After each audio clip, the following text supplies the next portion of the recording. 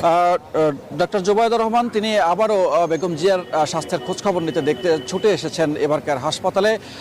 এর আগে আজকে সকালবেলা বিমানবন্দরে নেমেই তিনি সরাসরি এবারকার হাসপাতালে এসে পৌঁছেছিলেন দুপুর নাগাদ এবং প্রায় 3 ঘন্টা সময় কাটিয়েছেন এবারকার হাসপাতালে। এরপরে দুপুর 2:30টা নাগাদ এখান থেকে বের হয়ে তিনি তার বাবার বাসায় ধানমন্ডিতে চলে গেছেন। সেখানে গিয়ে তিনি এই কয়েক ঘন্টা অতিবাহিত করার পরে আবারও তিনি কিছুক্ষণ আগেই ছুটে এসেছেন এবারকার হাসপাতালে এবং এবারকার হাসপাতালে তার সঙ্গে প্রোটোকল ছিল এবং অন্যান্য কয়েকজন নেতাকর্মীকেও দেখেছি বা পরিবারের লোকজনকে দেখেছি।